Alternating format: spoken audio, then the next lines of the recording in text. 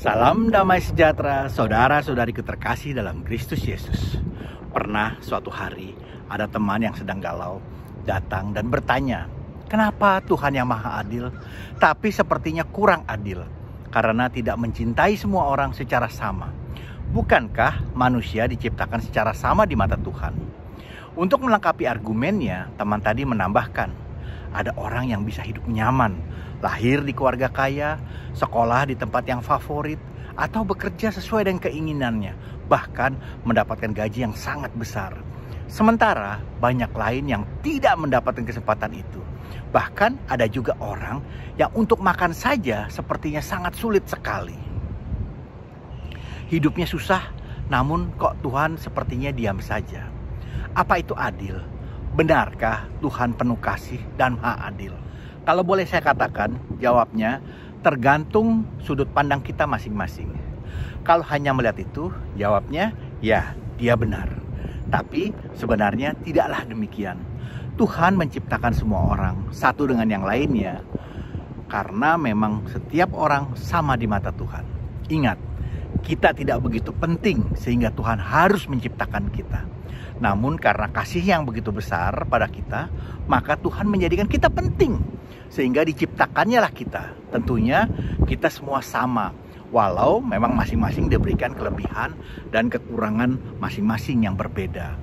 Karena Tuhan menciptakan kita masing-masing secara unik dengan talenta yang berbeda-beda.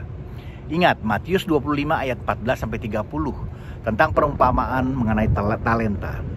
Ada yang diberi 5, 2, dan 1. Semuanya menurut kesanggupannya. Di sini dapat dikatakan Tuhan bisa saja memberi kasih-Nya dengan derajat yang berbeda-beda sesuai dengan kebutuhan orang tadi. Tuhan akan memberikan lebih pada yang lebih membutuhkannya. Dan ingat, Matius 18 ayat 12 juga Lukas 15 ayat 4. Di mana seekor domba yang tersesat yang membutuhkan pertolongan lebih, dia butuh jalan pulang, lebih butuh pertolongan dari gembalanya daripada yang 99 tidak tersesat. Ya, memang akhirnya Tuhan meninggalkan yang 99 karena memang tidak membutuhkannya. Untuk mencari seekor domba yang hilang yang sangat membutuhkan dia.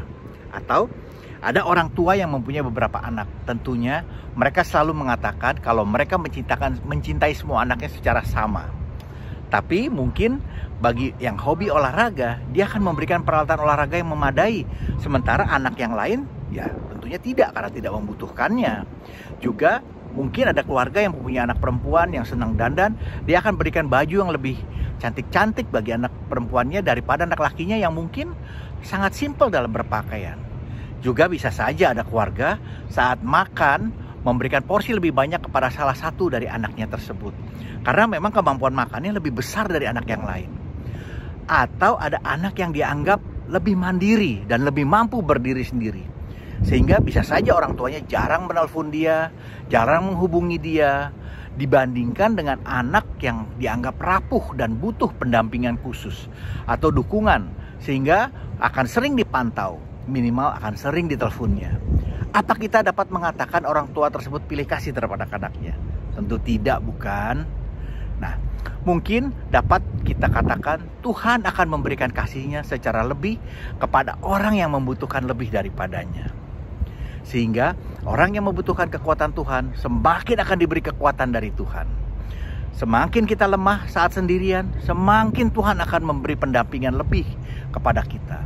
Sementara mereka yang tidak membutuhkan Tuhan, ya tentunya tidak dapat apa-apa, orang dia tidak butuh. Dengan kata lain, semakin kita membutuhkan Tuhan, semakin Dia akan mengasihi kita. Dan semakin memberi perhatian lebih. Bukankah baik untuk kita selalu bergantung pada Tuhan dan mengandalkan Tuhan dalam hidup kita? Yang juga penting, bagaimana kita yang telah menerima kasih Tuhan akan memberikan kasih kita juga kepada sesama kita. Agar mereka pun dapat merasakan dan mengenal kasih Tuhan. Semakin kita dapat memberi pada sesama, semakin kita akan mendapatkan lebih. Karena kapasitas kasih kita pun akan menjadi semakin besar untuk menerima kembali kasih daripada Tuhan. Biasanya pertanyaan tadi timbul karena seseorang sebenarnya dia mau bertanya, apa Tuhan sayang pada saya? Kenapa saya tidak bisa merasakannya? Kenapa sepertinya Tuhan tidak peduli pada saya? Jawabannya ini, ya, Tuhan pasti sayang pada Anda. Karena itu, mari kita refleksikan Matius 6 ayat 33 dan Lukas 12 ayat 31. Juga kita harus ingat, kita tidak boleh iri bila melihat orang lain sepertinya diberi lebih dari Tuhan. Kita lihat Lukas 12 ayat 48b. Setiap orang yang kepadanya diberi, daripadanya akan banyak dituntut. Dan kepada siapa yang banyak dipercayakan, daripadanya akan lebih banyak lagi dituntut.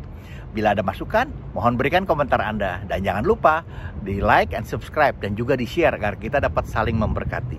Amin. Tuhan Yesus memberkati.